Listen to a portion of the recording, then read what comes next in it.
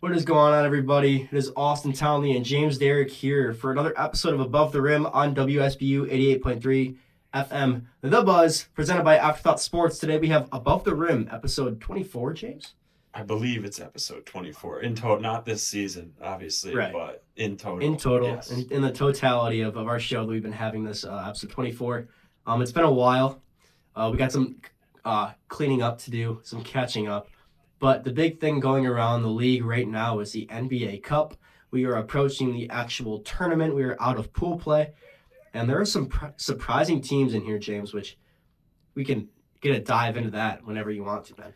Yeah, I say we just dive right into it. You want to dive into the bracket that we have now Yeah. for the tournament here? Let's do it. All right. Why don't you take us through that? All right, so the one seed in the West is the Oklahoma City Thunder. Surprise to Surprise. nobody. And the number one seed in the Eastern Conference is the Orlando Magic, which they struggled early on the season. They played really well in the Cup games.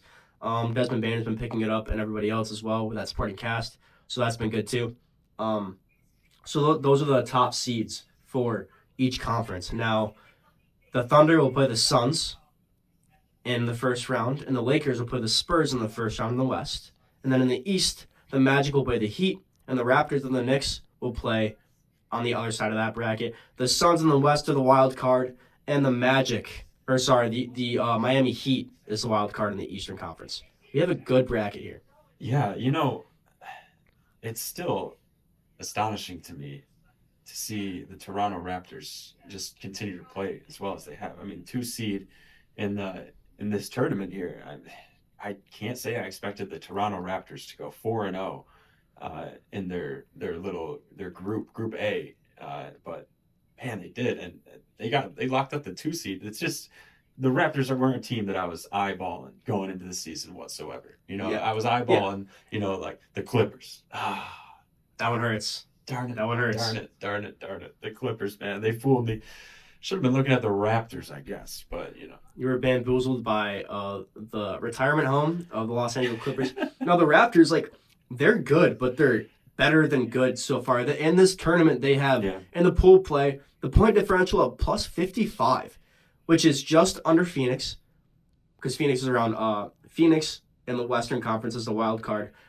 Before they played the Thunder, they had a differential of 65. Now their differential is plus 31. So they're just above Phoenix right now, and just under the Western Conference first seed, which is the Thunder, and they were a plus 75 differential. And if you guys don't know, if you're listening, if you're watching on YouTube, point differential matters in the NBA Cup. So these games are played full in, full out. Starters play majority of the game. You want to get that point differential because that matters in the long run when it comes to seeding for this. So the Thunder beat teams by a wide margin, but the Raptors also did, it's interesting because I did mention them on the first episode this season.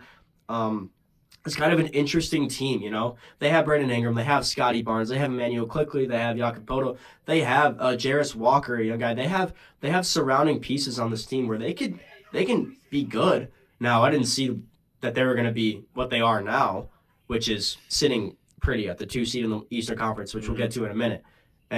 But them as the 2 seed in this NBA Cup, it's a little surprising, and I'm excited. So I think the Raptors can make some noise here. But let's break it down a little bit. First game is going to be on December 9th. It is. The Eastern Conference is going to go first, December 9th. The Magic will host the Miami Heat, and also the Raptors will host the New York Knicks. James, give me your picks for those. Well, see, the funny thing about the way the schedule works out is the Knicks just played the Raptors, and it's just the Knicks just blew them out by 22 points. So I now I want to start to say, I got to take the Knicks in that game, but I feel like that's how they fool you. The Knicks, they'll fool me over and over and over again. They'll show you, we can beat this team, and then we'll play them again, and we'll just play worse and we'll lose. I feel like that's in general what happens. They rely on a lot of ISO scoring, the Knicks do, so I think that's kind of the result that you end up getting with them. But it's hard to go against a team that just won by 20. I say the Knicks do take down the Raptors in that first game, but again, the Raptors have proven me wrong all season. Yeah, I'm gonna go against you. I'm gonna take the Raptors. I like Toronto. Brandon Ingram has been on a tear this season. I love to see that. I just I don't really have any other reasons because all the signs point to the Knicks. Mm-hmm. I'm gonna go with the reason being the Raptors are a higher seed for a reason. They're winning games by 55 for a reason. That's true. In the tournament game, this is for money. You have to think about this. Every player, every coach, every staff member on the given team that wins gets a bag. There's a lot of two-way guys in the Raptors. The Knicks in this tournament have a point differential of plus 35. Give me Toronto. I like the matchups for Toronto against New York.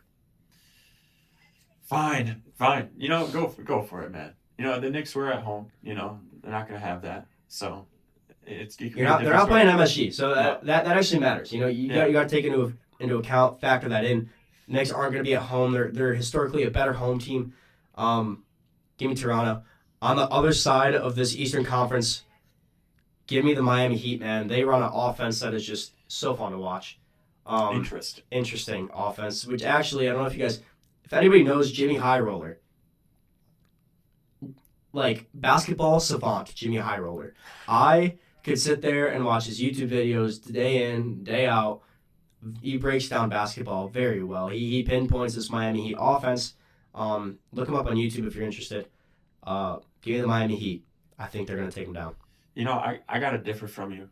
I think it's not just my job on this show, but I think that's just my job in your life anyways. I think anything that you're going through, I just have to look at it differently. This is true. This is what happens IRL, guys. James and I are best friends if you didn't know. Yeah. So this really happens. So I'm all over the Magic here. I'm not going to lie. And I think it's just because of how well they've played recently. Obviously, the Heat have played well all season, but the Magic, they kind of limped out to a rough start. We talked about how they weren't shooting the ball well or defending well, and both of those things you've seen them do better over the last couple of weeks. They worked themselves into this, the tournament of the NBA Cup. I say the Magic got more momentum behind them, and definitely I think they also have the better players as well, because this Miami offense, while it is humming, and while they are playing well in a weird offense that they don't set screens in, I think the Magic, they're just better. Yeah, I will say, the Heat and the Magic did just play yesterday. All right. The Magic won that matchup 125 to 121. I think that loss is going to, that Magic win that they just beat Miami with, that's going to come back to bite them.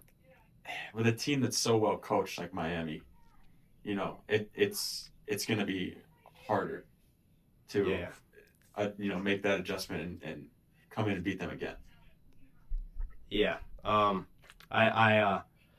don't know, man. I don't know. I think that win over Miami yesterday is going to come back to bite Orlando in the booty. We'll see, though. It should be a good game. Like, all of these NBA Cup games are close. They're not blowouts. They're not, like, nobody's giving up at the end. You're seeing the most effort out of these guys because you have to remember, you're not playing for just yourself. You're playing for your team. If you win, your whole team wins. Not in the normal winning way. You all get a bag. So you want to win. You want this for your teammates who don't have the biggest contracts, for the staff members that are not getting paid as much as you think they probably should be. It means a lot to these players. They might not understand the rules. They might not understand the cup or really care for the cup, but they care about the money. Yeah, I wish I had the chance to do some, boots on the ground reporting after an NBA Cup win. Do you think they like go do something crazy, like as a team, like they just go out to a restaurant and just run up the bill at least? I'm thinking like go to like even in the off season, right? Be like, all right, guys, we just won we won the NBA Cup. Like we've now already scheduled this vacation, this team vacation in the off season because we won the NBA Cup. That could be something fun. I don't know if they do that during the season because that's crazy. But like, I don't know, just a thought. There's a lot of people that could benefit from a little team bonding. A lot of teams, Just an idea. That's all. That could be interesting. I guess we'll have to see when the time does come. I don't know when the Lakers won. I think like LeBron got them something. LeBron got them all something. That would make sense because it's LeBron. It's LeBron. He could have afforded it whether they won the NBA Cup or not.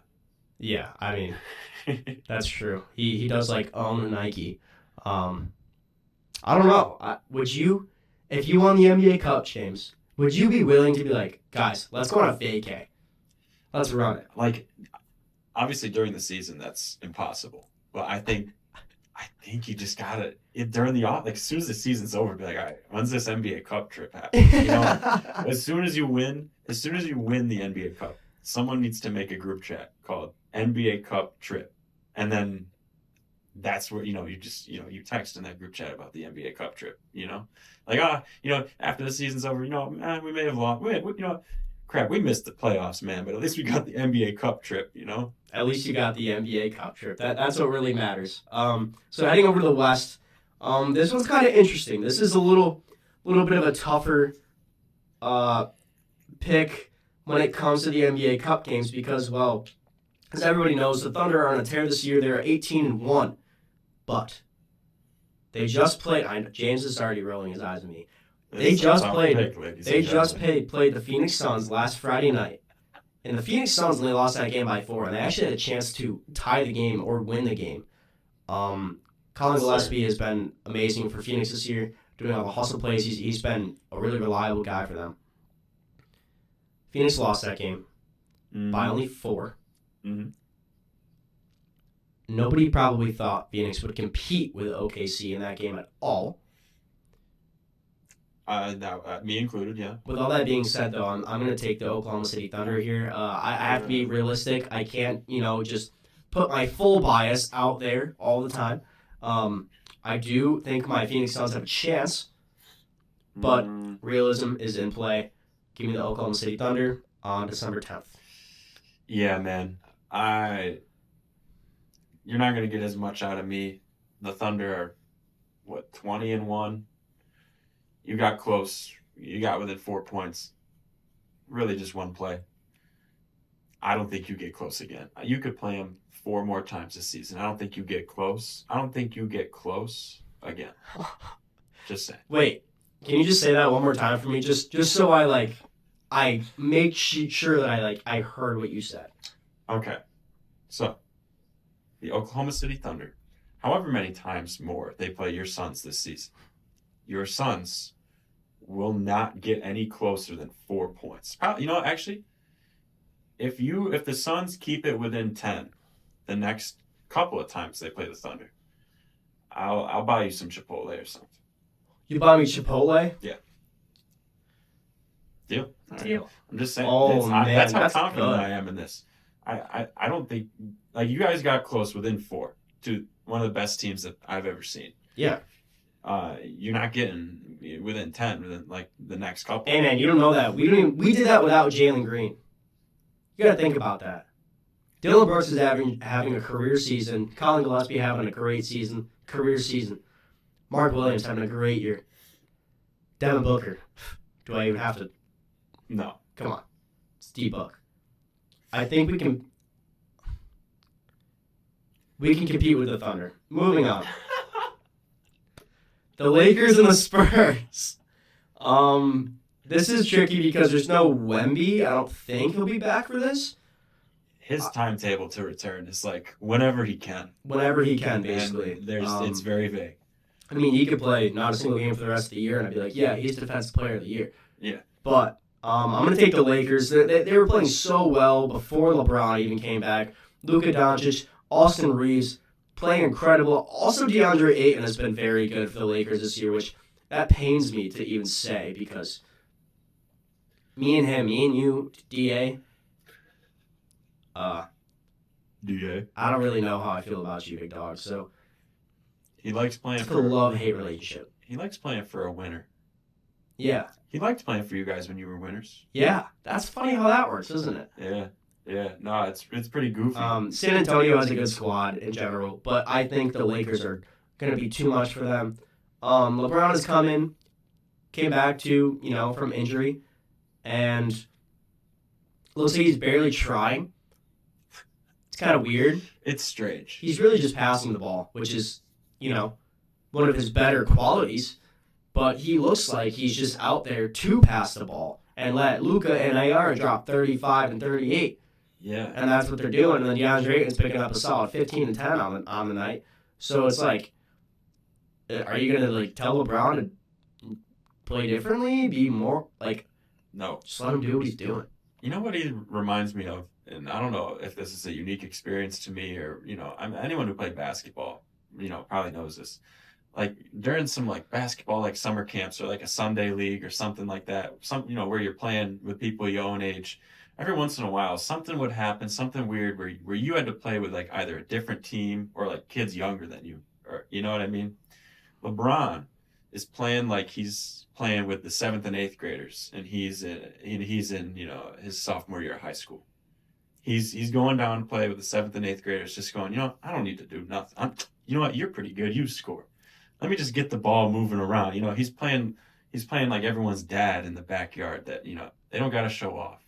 They know you're good at basketball. He's just trying to get everyone involved. And it's weird because he's always been the number one option. And even last year, he was still way more prevalent.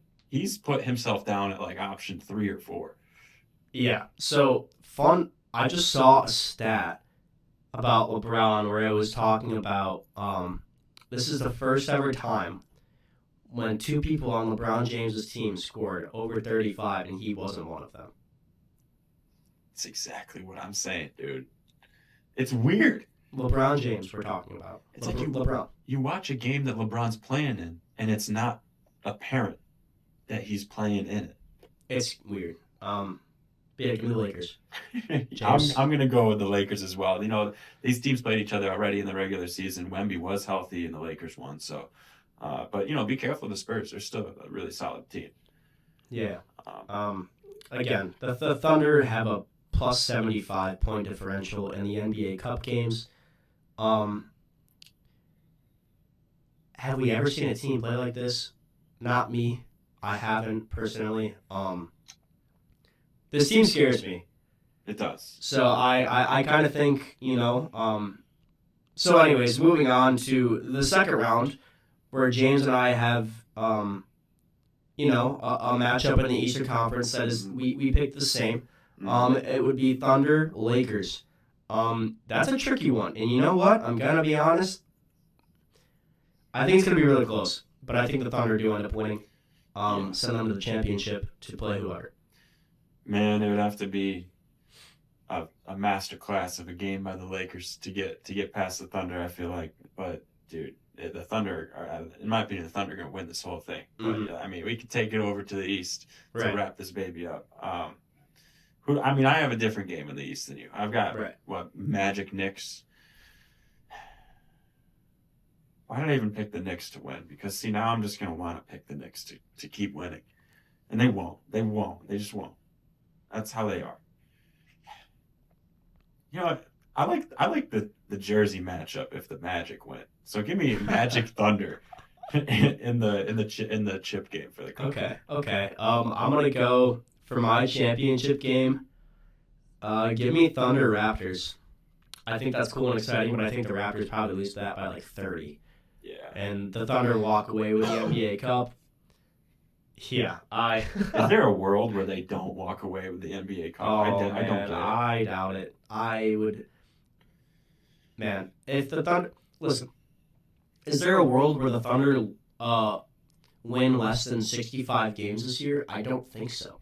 No. I think 65 wins would be wow, that was disappointing. Yeah. No, what went wrong? We're supposed to win 12 more games. Yeah.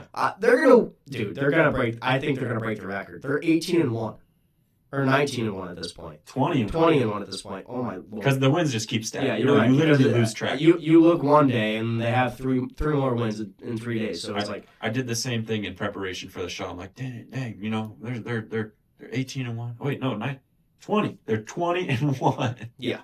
Like, holy cow. So yeah, obviously they're leading the Western Conference in wins this year. Behind them at the 2 seed is the Lakers, 15-4.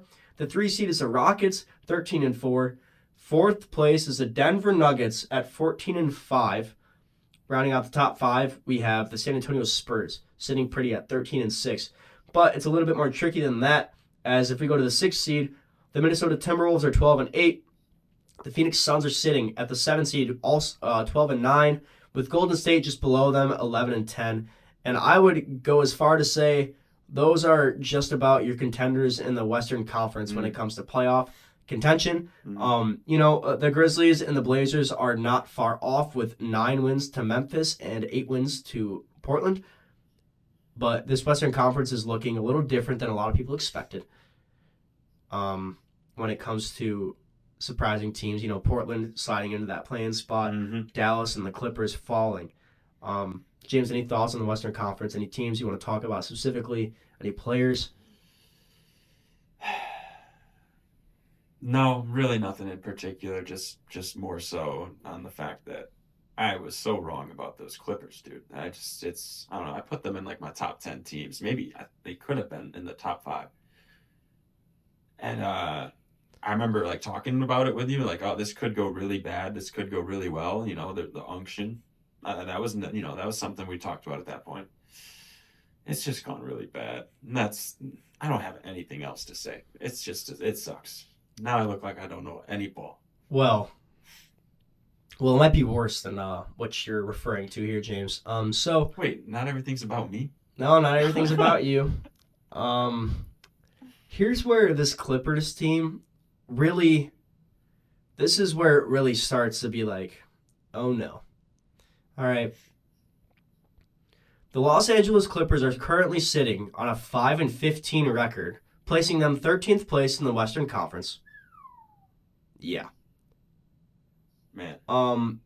The fate of the NBA relies on a 36-year-old James Harden to propel this team into playoff contention because, James, the Oklahoma City Thunder owns the Los Angeles Clippers' unprotected 2026 first-round pick, which is this upcoming draft, which means the Thunder have the Clippers pick from this NBA season with players like Cam Boozer, AJ DeBansa, Darren Peterson, and Caleb Williams are the headliners for this draft. And there are many, many, many great prospects in this draft, considered one of the best drafts in a while. So, we're the entire NBA season and next year and for years to come, well, it's all on the shoulders of 36-year-old James Harden to propel them because Kawhi barely plays still. Chris Paul is not even Chris Paul. Bradley Beal's out for the season, and even when he was playing, well, that was horrendous. Zubac is there. He's playing Zubac-esque. The rest of this team is just, man, what do you do? How do you get more wins piled up in the Western Conference? They're 13th place. They dug themselves such a deep hole. They're 5-15 right now to start the season. And Harden is playing like an All-NBA player again. I don't understand how that makes sense. How do you have somebody that's probably going to be All-NBA, third, second team, and you have a record of 5-15? How does that work? Oh man, I don't know. You're asking me what do you do? What can you do? I don't know how to tell this team to get any more wins, but I say you figure out some way, somehow you invent time travel, and you go back to the summer of 2019, and you do anything to stop that Paul George trade because it's just the gift that keeps on giving for the Thunder. I mean, in the summer of 2019, you feel confident saying, you know what, yeah, have our unprotected pick 7 years from now. What?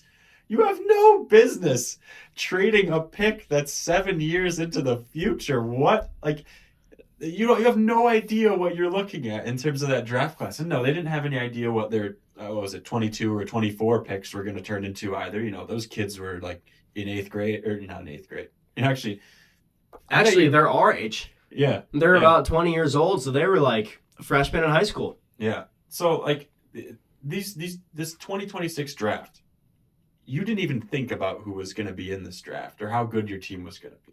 You just knew, I guess we'll give it to you, the unprotected 2026 first round pick. Man, I guess no one could have predicted this, especially not the Clippers, but I can't believe that you're even allowed to trade a pick that's 7 years in the future. Yeah, I remember the world and me and you and our friends reacting to this, kind of saying, "Wow, they traded for eighth graders." Yeah, Yes. well, these eighth graders just happen to be some of the best prospects in NBA history. I mean, yeah. when I say anyone, I literally mean any one of those players that I listed off between Darren Peterson, Mm-hmm. Caleb Wilson, Cameron Boozer, and AJ DeBansa. Mm-hmm. All of those guys, either one could go number one overall. But not only that, whoever doesn't go number one then falls to 2, then falls to 3, then falls to 4. And I didn't even name all of the best prospects in the draft. Those are just the headliners. Okay? Yeah. The Thunder could very well end up with a top 5 pick. And they could end up with the number 1 overall pick again. That just wouldn't even be fair. And the thing is, with the way the lottery works, you don't need to be top 3 projected. You don't need to be top 5 projected. Man, the Mavericks weren't even close to being number 1. If you are in the lottery, you have a chance. And there is 15 losses, 20 games into the season. It's going to be hard to get yourself out of the lottery. It's quite the state of affairs in the NBA right now. It's a lot of just, man, Thunder won everything. Yeah. And they keep on winning, which, it's cool because we're going to witness history. Now, could I see this team three-peating? I sure could. I just very well might witness my first three-peat of my lifetime in any sport.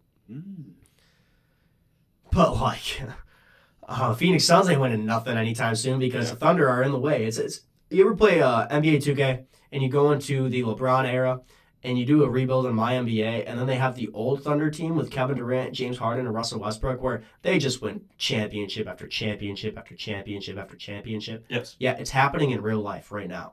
We're seeing it right now with this Oklahoma City Thunder team. I mean, they have 3 All-Stars. This team, anybody on this roster for this Thunder team could start and be a starter and give suitable minutes on any other NBA roster. I agree. Do you sorry, finish your point, then I have another. No, that's my point. Right. The NBA is cooked, and the fate of it is on the shoulders of 36-year-old James Harden. Do you know what nihilism is? No. What's nihilism? It's the rejection of all religious and moral principles and the belief that ultimately life is meaningless.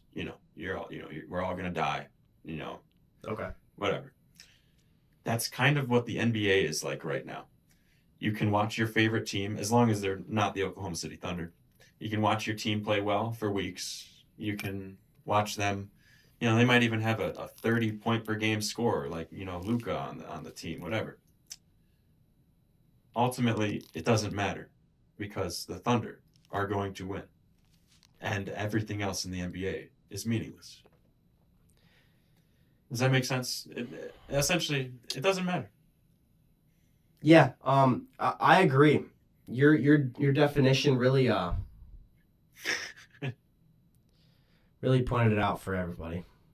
But in all seriousness, yeah, that is what's happening. That is the way that you just put that. That's how I feel. Mm-hmm. Okay. So yes, am I still gonna sit and watch every single Phoenix Suns game, thinking we have a chance to win the NBA championship? For sure. Yes. Reality, no chance. No chance at all, actually. And honestly, no other team has a chance either. Or even close to one. So, just think about that. Also, I want to say, I'm sorry, but I'm only half sorry. I was wrong about the Lakers. Mm-hmm. But only halfway because they're not going to beat the Thunder team. Exactly. So, yes, they're going to push. They're going to put themselves in a position where they can compete for a championship. They're not going to win it though because the Thunder are going to repeat. So I'm half sorry. I'm half sorry for saying they're not contenders because clearly they are, and I was wrong. And I overlooked the acceleration of Austin Reeves. I overlooked how well Luka Doncic was going to play in the best shape of his life. I overlooked how well DeAndre Ayton was going to play, and then the role players surrounding them, like Jake LaRavia, has been really good for them. Gabe Vincent has been good. So yeah, I apologize, but only halfway. Yeah. And not to harp on the Thunder for too long, but that's a team that's actually improved from last season. They're only getting better. Defensive rating so far has gone down, which is a good thing. You know, you want your defensive rating to go down. Went down 0.3 points from last season, 21 games in. Through 21 games last year, they had an offensive rating of 116. And now through 21 games this year, they have an offensive rating of 120. It's gone up. That's good. Awesome. Point differential through 21 games last season, plus 227. Point differential through 21 games this season, almost 100 more, 325 points. And J-Dub, of course, played most of those first 21 games last season, and he played none. Actually, sorry, 2 this season. So with less, they've done more, a lot more. That's all. And they could just get the number 1 overall pick when this is all said and done after they've repeated as champions. I would like to talk about something other than the Thunder now. Please. Let's go over to the Eastern Conference where this is kind of, not even kind of, this is really cool, okay? Standing at the top of the Eastern Conference is the Detroit Pistons sitting at 16-4. Let's talk about this. They just were on a win streak of 14 games, which was recently snapped. But in 2024, the Detroit Pistons, which is like this is just oh man, this is really bad. They had a losing streak in the 23-24 season of 28 straight games. I remember this. They were like the laughing stock of sports, not just the NBA. They were laughed at more than the New York Jets, more than probably the Giants. Every other team in the NBA, they were laughed at more than them, even the Wizards. To then turn around, and the season in between where they made the playoffs to now, they're sitting at 16-4, top of the Western Conference, and they're good. Like, this team is good. They just went on a 14-game win streak. That's incredible. I mean, the ascension of Cade Cunningham that we touched on last episode, the ascension of Jalen Duren, who's turning into that point forward, but, like, way better than people thought he was going to be. And then Jaden Ivey's back. You got Asar Thompson. You got Ron Holland there to develop. At this team, I'm liking what I'm seeing. They play a physical style of basketball. Cade Cunningham kind of has everything you are looking for in a point guard and a star. He's never done anything wrong outside of basketball. He's always been strictly hoops. You know, do the right thing. That's what he's been doing. He just signed with Nike. He's going to get his own signature shoe with Nike. That's really cool. Yeah. James, how far do you think this Pistons team can go in the Eastern Conference? I don't know, man. The sky's the limit right now. They're sitting at 16-4 and looking down at everyone else. But like you mentioned, you know, their leader, Cade Cunningham, he's so, for the lack of a better term, he's nonchalant, you know. But, you know, you just have a feeling they're not the kind of team that sits at the top of the Eastern Conference through 20 games and then says, we've done enough. I mean, that's just not the attitude that you get from any Detroit Pistons team. I think there's a good chance, not good, but, you know, like a 20% chance that they just run away with the East and no one's even close to them. But it's just insane to see how far this team has come. Like I'm just looking at the roster from that 2023 team that sucked so bad. That team was booty. No, it was a bad team. It was a bad team. Marvin Bagley. He was on that team.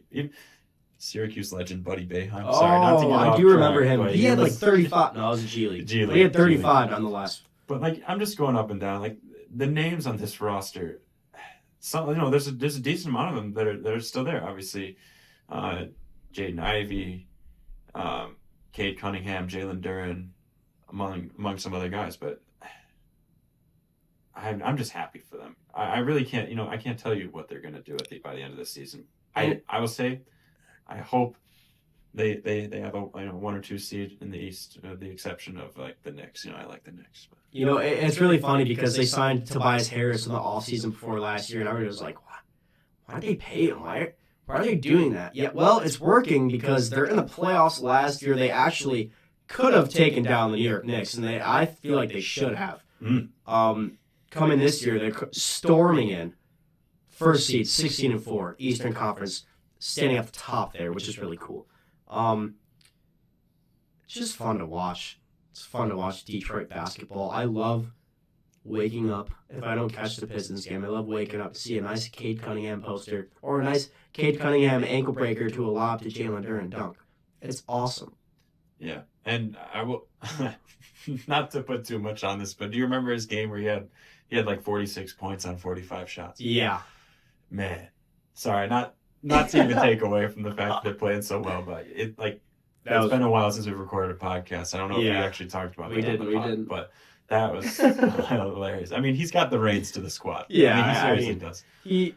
That's what that shows, if anything. For sure. The New York Knicks are sitting second in the Eastern Conference, 13-6. The third seed, the Toronto Raptors of the Eastern Conference, 14-7. That's interesting. Oh, man. Brandon Ingram thinks nobody can guard him. Dude, I want to believe in the Raptors so bad, but I feel like it could just be one of those teams where you fast forward to the end of the season and they're right at the bottom, again. I can very well see this team falling all the way to 10 or 9. The fifth seed, the Atlanta Hawks, 13-8. And then the sixth seed, the Orlando Magic, they climbed their way back up into that top 6, 12-8. Looking at the play-in for the East right now is the 7th seed, Cleveland Cavaliers, 8th seed of Boston Celtics, 9th seed of Philadelphia 76ers, and the 10th seed Chicago Bulls. Might have noticed 2 names that I didn't mention were the Milwaukee Bucks and the Indiana Pacers. A little interesting there.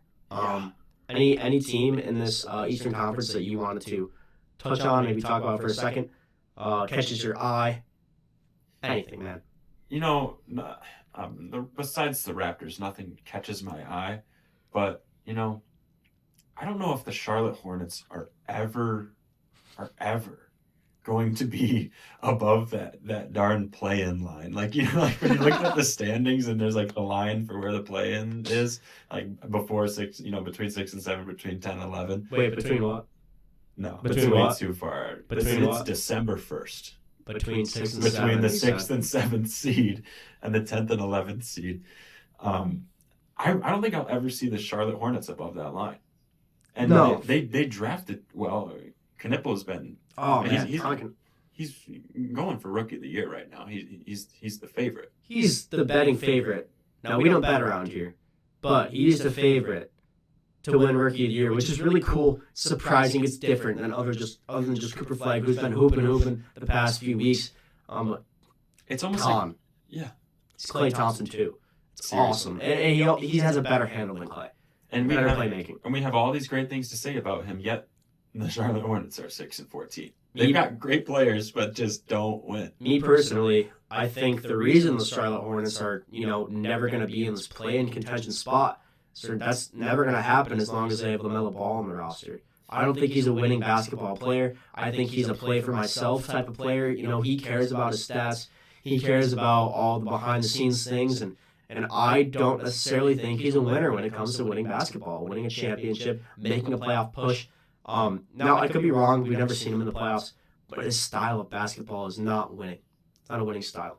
No, I hope someone can change his mind because, darn, he's a really good player. Well, Michael Jordan hasn't been able to change his mind yet, so I think it might be time to move on from LaMelo Ball if I'm the Charlotte Hornets. If they there are teams that could be takers on LaMelo Ball. Oh, for sure. And see what happens when you insert him into a winning environment, and see if he does just want to win and he can play above, his own stats, stuff like that. But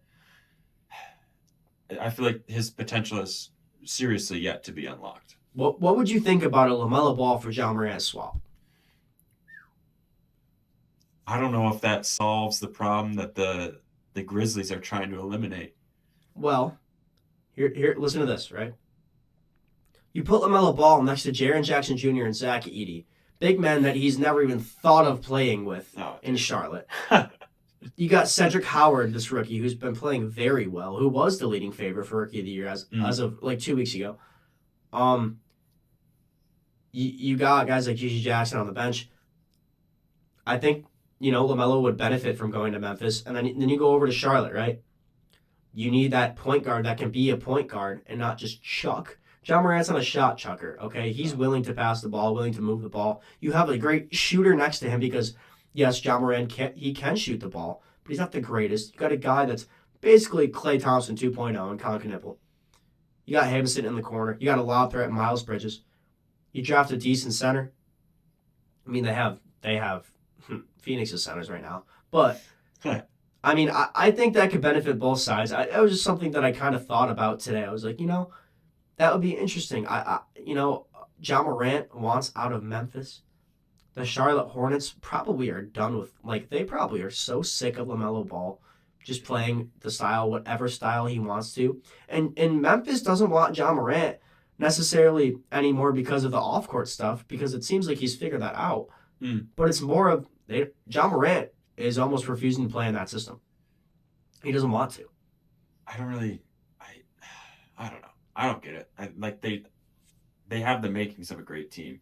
They do. And I don't know if the difference is he needs to just buy into the system for it to work.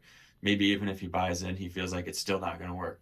But I don't understand. I'll never understand how that's a thing on an NBA team where a player doesn't want to play a certain way that the coach wants to, or that there's even a disagreement there. Right.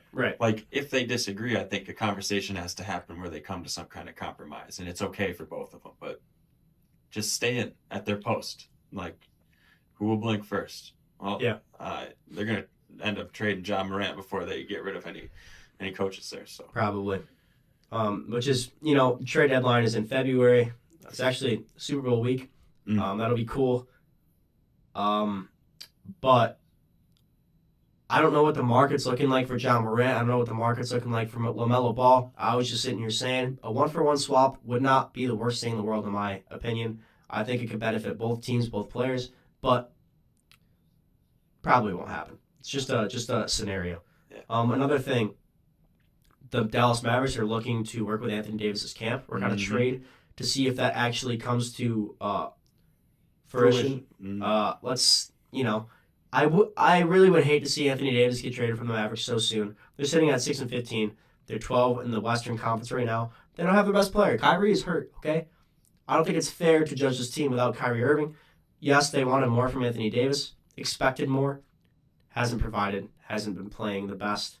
And again, I also failed to mention, half the NBA is injured right now too. So I think you gotta, get to January, see how January goes. Then when the deadline rolls around in February, then you revisit. I don't think it's time to hit the panic button yet in Dallas. Yeah, it's gonna be hard not to, though, because they're dealing with maybe the most upset fan base in sports following a trade that just obviously hasn't worked out so far.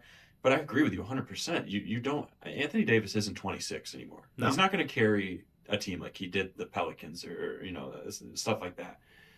But when he's playing side by side with Kyrie, who no timetable for return, which makes it even harder. It almost makes you think, oh, geez, like he's not going to be out like most of the season, is he? Right. Because that's kind of what I think of when I hear an ACL no timetable, ACL. Oh, geez. Is the season gone? Is he going to play this season?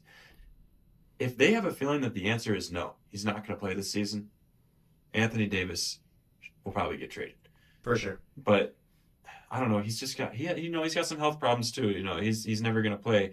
I can't say never. He's most likely not gonna play 10 games in a row. Yeah, for the rest of his career. Yeah, that's what you get. I feel like if you're Nico Harrison is now fired from the Dallas Mavericks. They ended up firing him about 2 weeks ago. Yeah, reports were that he had Drew Holiday and Nikola Jokic, the same level type of player. Yes. And that's they thought of him as a basketball savant. So, yeah, get out. The door's that way, Nico. Yeah. So they gave him the boot. None of that here, Nico.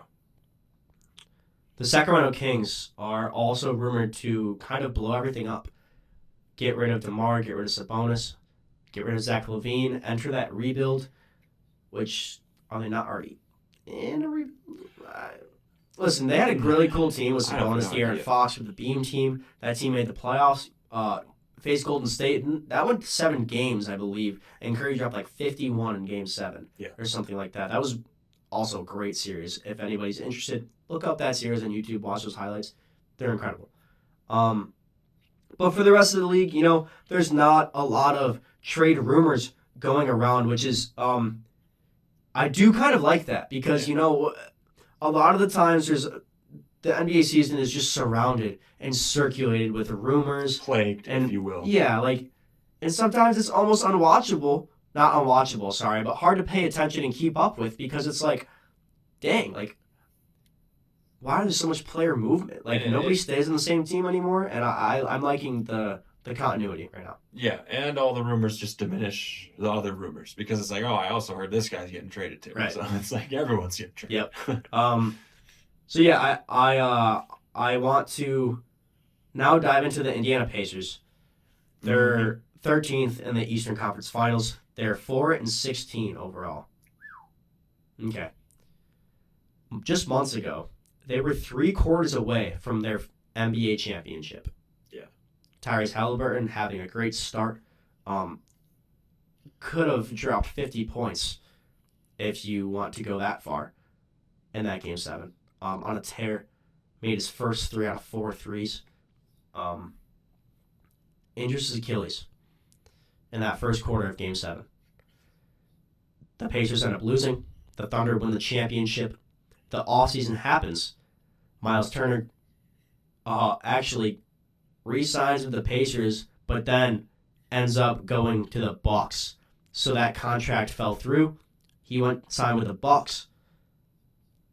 What does it tell you about the importance of Tyrese Halliburton after the Indiana Pacers have the exact same roster, copy and paste, except for Miles Turner? Tyrese Halliburton out for the season, and they are 13th in the East, 4 wins right now, going from title contenders to the worst team in the NBA. First thoughts, James, what do you think about that? Oh, man. I think couldn't have been more wrong in terms of an overrated player in the NBA. This is exactly what meaning to your team is. You don't play well, you lose. And I mean, those are just my immediate thoughts. You see when he goes away, essentially the team does. Mm-hmm. It's like if you took Aaron Judge off the Yankees, kind of thing. I agree. He was voted the most underrated player just last season in the NBA. Mm-hmm. Coming off of Team USA, where he didn't play at all, granted, but they won gold. Mm-hmm. In his 3 seasons with the Indiana Pacers, James, let me break this down for you. 2022-2023 season. 20.7 points per game, 10.4 assists, 1.6 steals, and he was an all-star. These are per game. 23-24. 20.1 points per game, 10.9 assists per game, and 1.2 steals, All-NBA third team, and he was an all-star. Last season, they traded for Pascal Siakam, so the scoring goes down a little bit. Yeah. 18.6 points per game, 9.2 assists, 1.4 steals, All-NBA third team. Now, this is where it gets really interesting. The league average for assist-to-turnover ratio, which means every assist to turnover, league average is 2 assists per turnover. So 2 to 1. In the 2024-2025 season, Tyrese Halliburton had an assist-to-turnover ratio of 5.61, which means he had 5.6 assists per every one turnover. You watched the Pacers last season? Do you believe that? Yes. And we've talked about efficiency in shooting. This is efficient passing. Mm-hmm. And man, I think we should dive into the numbers next episode when we can and look at who is the most efficient passer. I wouldn't be surprised if Tyrese Halliburton is right up there. I wouldn't be surprised. I mean, this is an all-time great type of stat. 5.6 assists to every one turnover. That's incredible. Tyrese Halliburton is clearly among one of the best players in the NBA, not just best players, best winning players in the NBA. Also, clutch. He made clutch shot after clutch shot last year in the playoffs. For him to be voted the most underrated player in the league last season is blasphemy to me. I think that is a unreasonable vote. I don't know who voted that, because I sure would have never said that even before that finals run. Because, man, you're on Team USA. You were considered one of the 12, 13 best players in the NBA for the United States of America. How can you be overrated? I don't know. Yeah. I've got one more thing to corroborate that. So I looked at game score, your average game score. I love game score stats. Yes, game score, it's essentially, do I have the definition still lined up or no?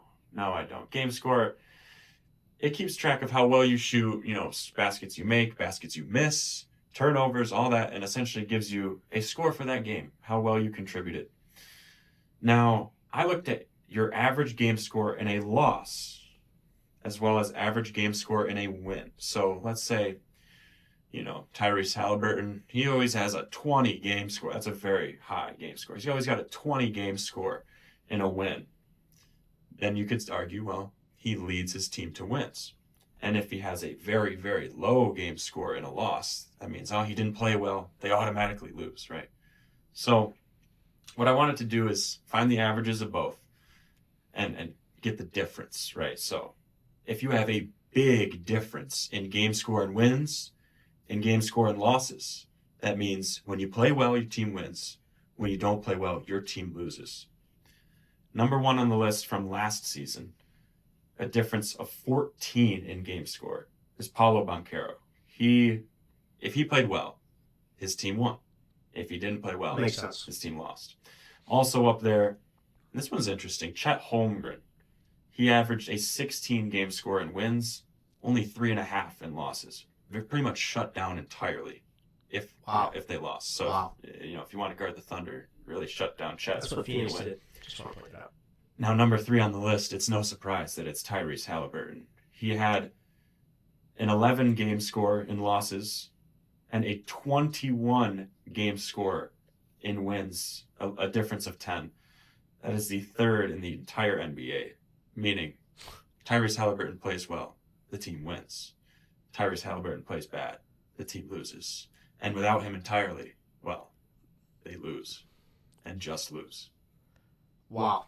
Yeah, so that'll do it for this episode of Above the Rim on WSBU 88.3 FM The Buzz. I'm Austin Townley, as always joined by amazing co-host James Derrick. You were watching Above the Rim, presented by Afterthought Sports. If you're new to Afterthought Sports, make sure to subscribe, like the video. You can follow us on YouTube, Instagram, and TikTok. And we will be posting all sports content that you guys could ever want to see. So, from WSBU, the St. Bonaventure campus, 88.3 FM The Buzz, this is Austin Townley and James Derrick signing off. Have a great night, and we'll be back next Monday for more Above the Rim, right here. Peace. Peace.